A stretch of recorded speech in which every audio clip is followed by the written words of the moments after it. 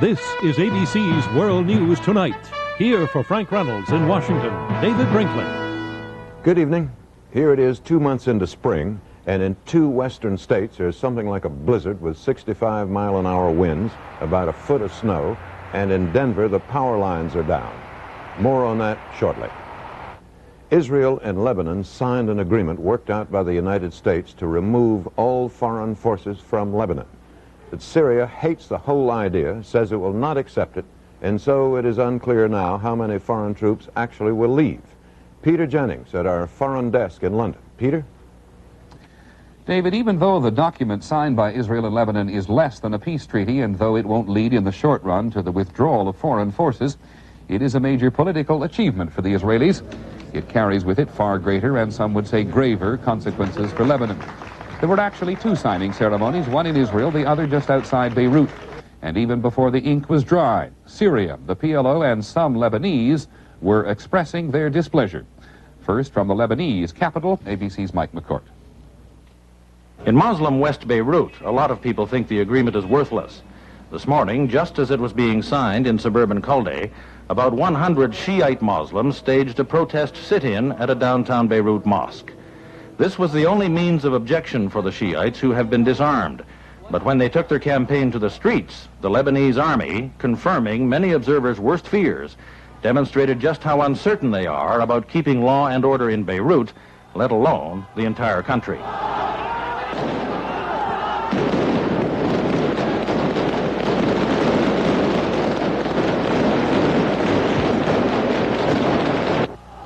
So far as is known, there was no return fire. Several people were wounded and some may have been killed, but no one knows for sure because the authorities here have imposed a complete ban on details. The shooting at the mosque broke out again and again, possibly because the army was infuriated by some protesters who defiantly waved banners of the Ayatollah Khomeini. Many Shiites here are supporters of the Ayatollah and his regime in Iran. The army says the demonstrators opened fire first, but there is simply no evidence of that at all. On the contrary, the shooting this afternoon was an ominous sign that Israel, for one, is right when it says the Lebanese army is in no condition yet to take over security in its own country. Mike McCourt, ABC News, Beirut. Completely unconfirmed reports say at least 5 people were killed as a result of the shooting. Lebanon's chief negotiator said today it wasn't a perfect agreement, but perfection, he said, belongs to the gods. The second signing ceremony took place in Israel. Here's ABC's Bill Siemens. In the agreement, they sat down to sign a second time today in the northern town of Kiryat Shmona. The Israelis held out for the best border security arrangements they could get because, as a senior Israeli official told ABC News, they expect it will take more than 2 years to turn the Lebanese army into an effective fighting force. Meanwhile, a 25-mile-wide security zone will be covered by joint patrols of Israeli and Lebanese troops to prevent the return of the PLO to the border until the Lebanese can handle the job themselves. The U.S. is expected to train the Lebanese army as part of its pledge to make the agreement work. Both countries, Israel and Lebanon, have suffered much and will not forget it, and have shown themselves dedicated to the proposition that having learned well the lessons of the past, there must be no repetition. But the Syrian rejection of the agreement dampened the signing ceremonies. Lebanese Representative Antoine Fatal, speaking in French, said his country has a pressing need for calm and order. Its very survival is at stake, he said. And the Israeli delegate said the agreement was a real challenge for the peacemakers. We call on all those who wish peace for our region and peace for the Lebanon to use all their influence to achieve a speedy withdrawal of the terrorists and of the Syrian forces. Meanwhile, in Lebanon, Israeli troops remain in a high state of alert, and Defense Minister Aaron said today that if the Syrians don't withdraw, Israel would, after consulting with the U.S. and Lebanon, consider only a partial pullback of its own troops. And Aaron's warned that Israel would not tolerate a war of attrition. Bill Siemens, ABC News in Israel. Well, as we already know, the Syrians think this agreement jeopardizes both Lebanese sovereignty and Syrian security. Damascus has reacted today by saying the Lebanese government is illegitimate. And though the Syrian military has denied it, 2 main roads between Beirut and the part of Lebanon Syria controls are reported to have been closed. Those roads are the trade routes between Lebanon and the rest of the Arab world. One other note, it looks as if Saudi Arabia will get behind Lebanon. The Saudi endorsement is guarded, but along with support from other Arab states, it serves to further isolate the Syrians. David? President Reagan said today's signing was a positive step toward peace in the Middle East, and negotiator Philip Habib will return there this week to see if he can talk Syria and the PLO into leaving. Tonight at 8 o'clock Eastern Time, President Reagan has a press conference. ABC News will carry it live. Coming along, spring in Denver, heavy snow, high winds, and the power out. And sometime it won't be news anymore, she says, but a woman in New York was the first to win a Pulitzer Prize in music. Until this year, all the Pulitzers were awarded to men. From ABC, this is World News Tonight with Frank Reynolds in Washington, Max Robinson in Chicago, Peter Jennings in London. World News Tonight, brought to you by Sanka brand decaffeinated coffee. What kind of people drink Sanka? Mountain climbing instructor John Ross Kelly. Scaling the face of a mountain takes total concentration. Up here, every move has got to count, and too much caffeine can make me tense. That's why, between climbs, I look forward to relaxing with a hot mug of Sanka. It tastes terrific. That's good. Without the caffeine I don't need. For me, that's tops. Sanka brand decaffeinated coffee for people who love coffee but not caffeine. When America wanted a high-performance radial that could handle wet weather, Goodyear came through with the Eagle GT. I've got Goodyear. I'm riding on number one. The high-performance Eagle GT. One good reason why Goodyear outsells all the foreign radials combined. I've got Goodyear. I'm riding on number one. I've got Goodyear. I'm riding on number one.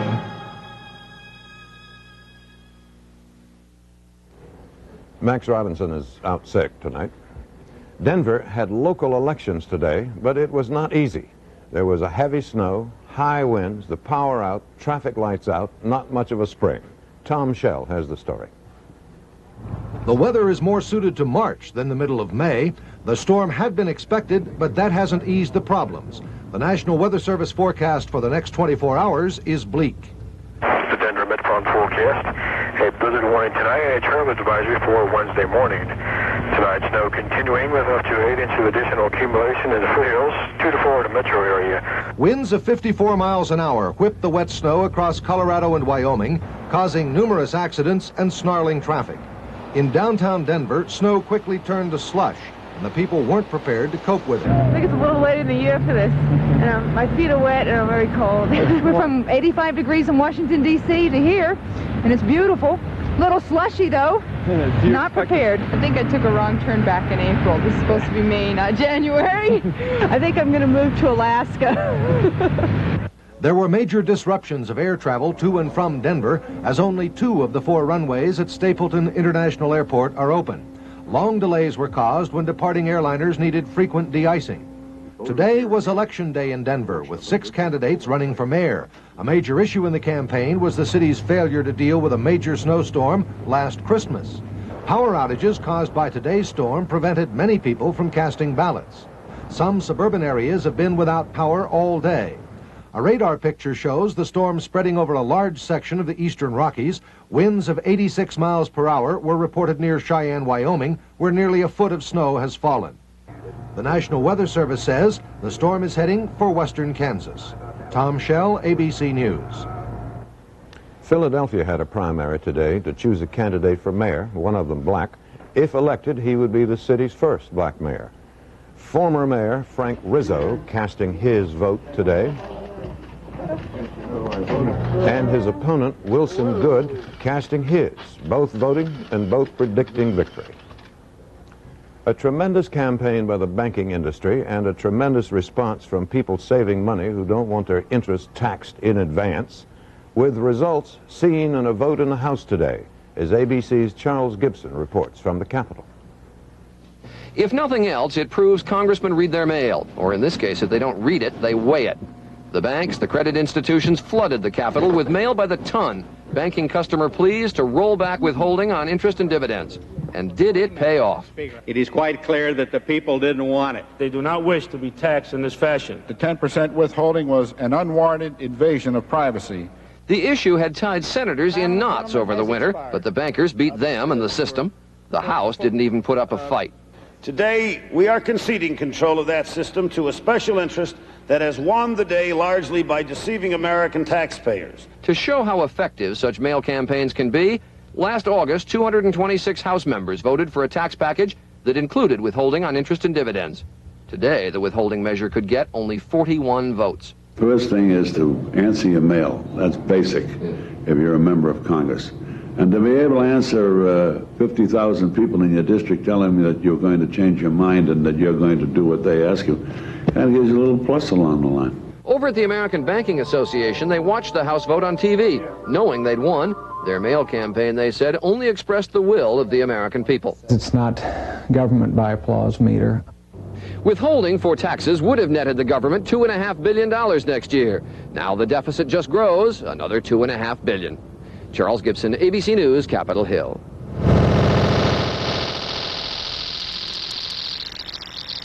As it tried again to do what it has been unable to all year, produce a tax and spending plan for 1984 that a majority of the Senate and the President will support. Republican leaders at that very hour were down at the White House being told what they already suspected. The President has given all the ground on the budget he is going to. I don't think you compromise on defense, and I don't think you compromise significantly on taxes. Majority Leader Baker acknowledged the deadlock had put the congressional budget process in danger of collapse. What happens after the committee meets today and tomorrow remains to be seen, but the possibility that the Senate once again will not adopt a budget resolution is still real. What happened in the committee today was not very much, except for some caterwauling by Democrats angry at the President. He cannot continue to misrepresent the facts and to go out and talk as if this giant spending explosion is something that he bears no responsibility for. This is his plan. That's what's produced the massive deficits. In the House, more of the same. He is the biggest alibi artist ever to have served in the White House. He never admits responsibility for his own failures, but the public is not deceived. No budget, it seems, can pass Congress that does not call for higher taxes than the President will accept. That's why many here now think it doesn't matter if one passes or not. Britt Hume, ABC News, on Capitol Hill. A Senate vote today on William Ruckelshaus to be the new head of the Environmental Protection Administration, which has been shaken and rattled by scandal, bad publicity, and low morale among the staff. They voted to confirm him, and the vote was unanimous. Later tonight on Nightline, there'll be an interview with Ruckelshaus. I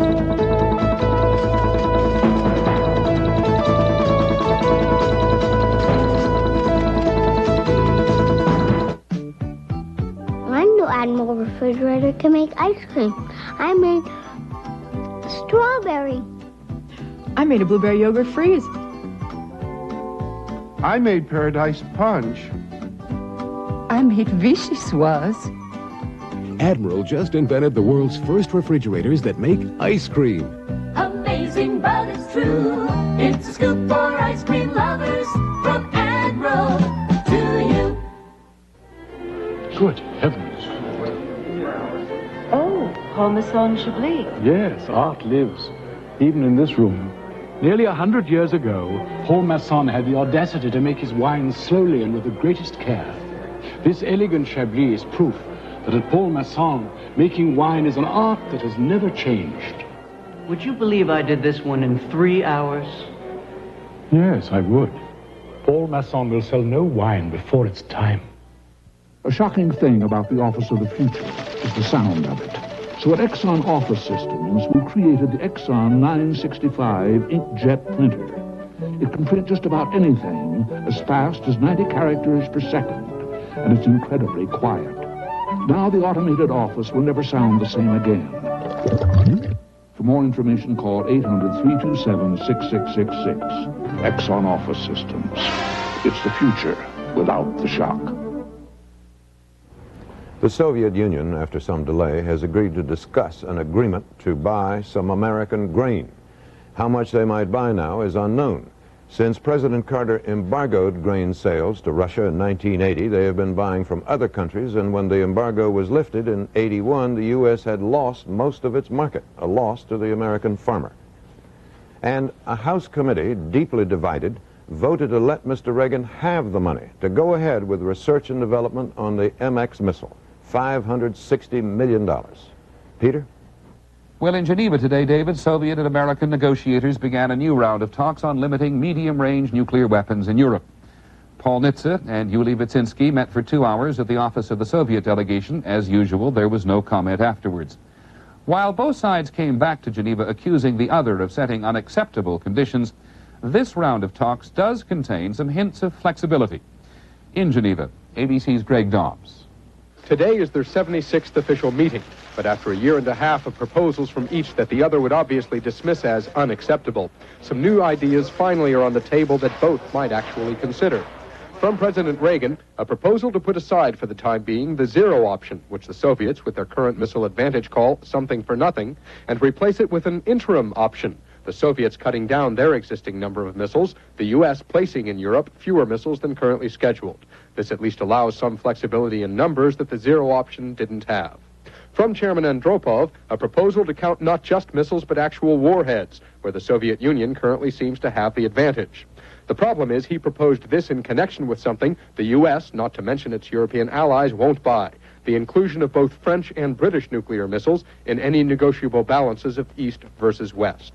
As these talks proceed, many other conflicts must be ironed out. Disputes over the range, power, and accuracy of missiles. Whether existing missiles should be dismantled or simply moved. Whether or not to include missiles that aren't actually based on land. And how to verify whatever is finally agreed to. Greg Dobbs, ABC News, Geneva. And here in London today, yet another demand that the government in Chile investigate torture by its own police. Amnesty International has accused the secret police in Chile of systematically torturing political prisoners. The human rights organization said medical personnel sometimes actively participated in what Amnesty called a widespread and continuing pattern of torture. ABC's Barry Serafin has been on special assignment in Chile. He has found that criticism of the government there is increasing at home.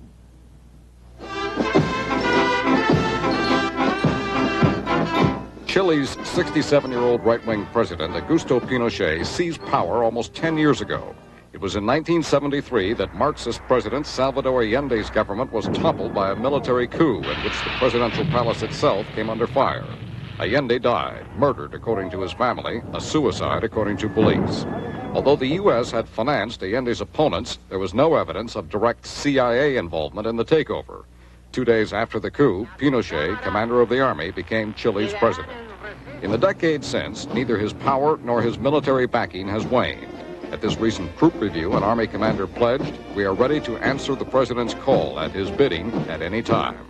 Chile's neighbors, Peru, Bolivia, Brazil, Uruguay, and Argentina, have all either moved to the election of civilian governments or are scheduled to in the near future. But Pinochet shows no sign of following their example. A government-approved candidate will not be offered to voters until 1989, and that lone candidate could be Pinochet himself. No open elections are scheduled until 1997. In some places, such as the seaside resort of Viña del Mar, the status quo is just fine, thank you. The lifestyle as golden as the sunsets. But for many Chileans, this is a picture of the status quo. A church-run soup kitchen for children whose families are too poor to feed them. Unemployment has leaped from 8% in 1981 to more than 20% today, about 800,000 people. And another 10% of the country's workforce is enrolled in a government-sponsored employment program in which workers earn as little as $28 a month. Although they have now recovered somewhat, copper prices dropped from more than $1 a pound in 1980 to as low as 64 cents a pound last year. That has crippled Chile's economy. So has a flood of imports. In supermarkets, an American brand of coffee costs less than a local brand. That may change as Chile's peso is devalued, but the country is still faced with a foreign debt that has climbed from $11 billion in 1981 to $17.5 billion this year, one of the highest per capita in the world.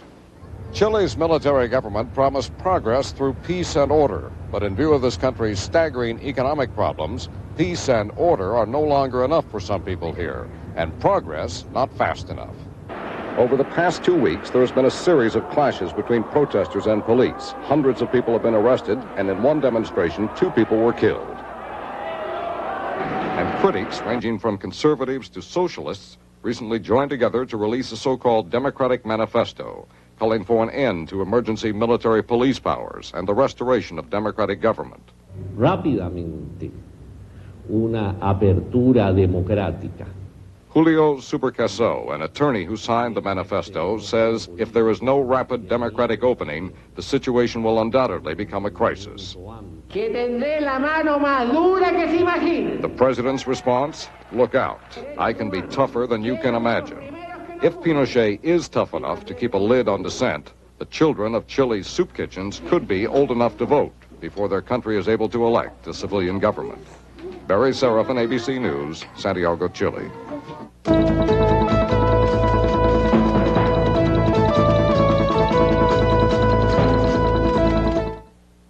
Uniroyal's all-weather Tiger Paw Plus gives you a jump on that tough, twisting road for mile after mile. Tiger Paw Plus gets an average of 20% more mileage than Michelin X. That's what tests project. Its all-weather tread helps you grip that rainy, slippery road. And it keeps on roaring for mile after mile and more. Uniroyal, we give you more to go on.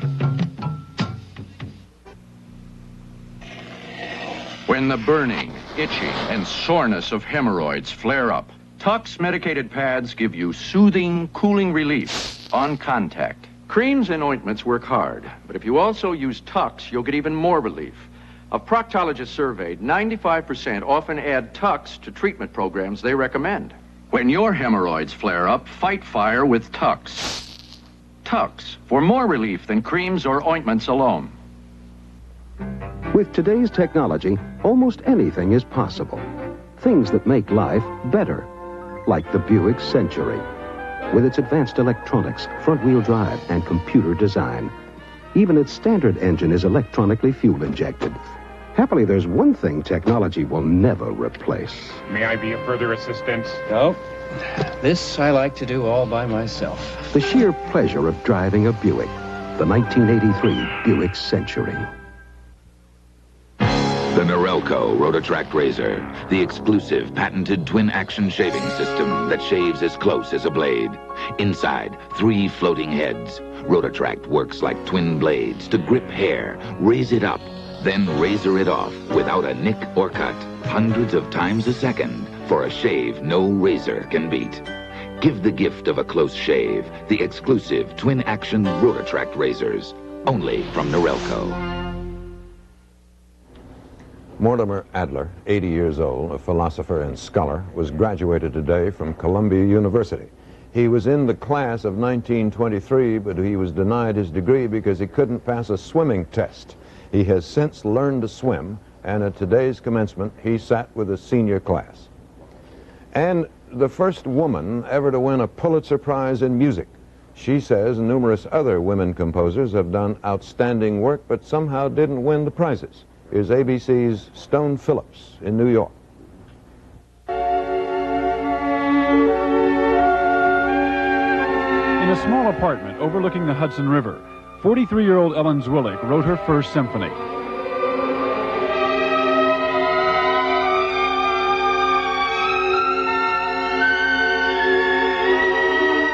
The composition, called Symphony No. 1, was awarded the 1983 Pulitzer Prize for Music, making Zwillick the first woman to win since 1943, when the awards began.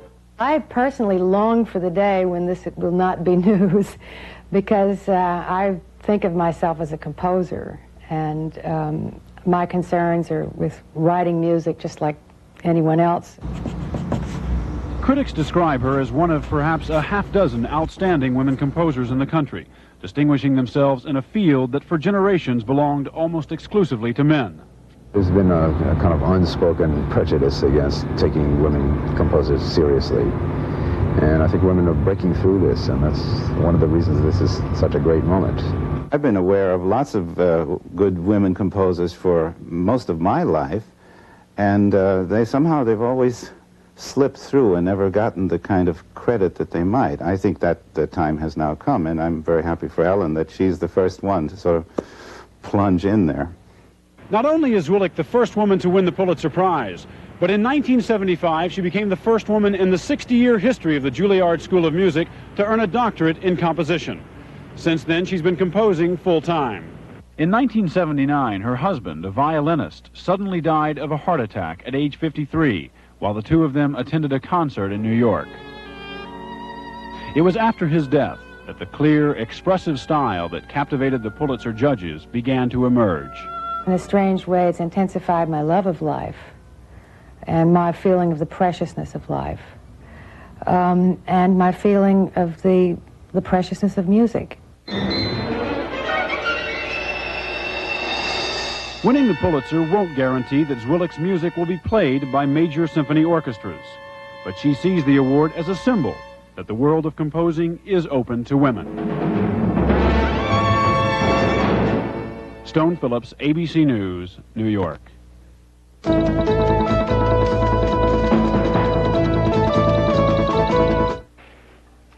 My favorite time of day is night. I love curling up with a rich cup of coffee. You think coffee and sleep don't mix? They do if it's High Point. It's decaffeinated, and the flavor's marvelous. You see, High Point has a special way of capturing flavor, deep brewed flavor. It's a coffee lover's dream. Deep brewed flavor makes High Point the coffee lover's decaffeinated. Someday when you see a fire, you'll be able to rush to a nearby phone and call a new type of 911 number. A number that will not only alert emergency forces to your call, but automatically tell them where you're calling from. Thanks to one of the new Western Electric computer software systems being installed in many communities. Automatically, it will flash the exact location of the ambulance service, police precinct, or fire company nearest to you. And most important, the exact location of your call. So that someday, when you dial 911, nobody will have to ask, where's the fire? Lightwave, microelectronics, software. These are the technologies behind the dream of the information age. Who will make this dream a reality? We will. We're Western Electric, working with your phone company to bring the information age home to you. Once again, tonight's top story. Israel and Lebanon signed an agreement calling for all foreign troops to pull out of Lebanon. President Reagan called it a positive step toward peace in the Middle East. But Syria refused to accept the deal. And if it doesn't pull its troops out, Israel won't. For all of us at ABC News, thank you and good night.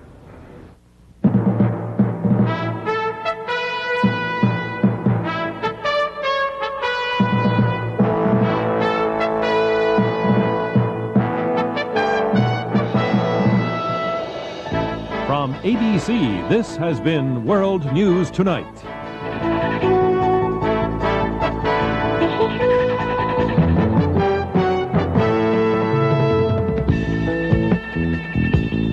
Ted Koppel does a live juggling act every night and never drops the ball. Now, Nightline's an hour. Every night we're exploring more topics and more questions, and that means more for you.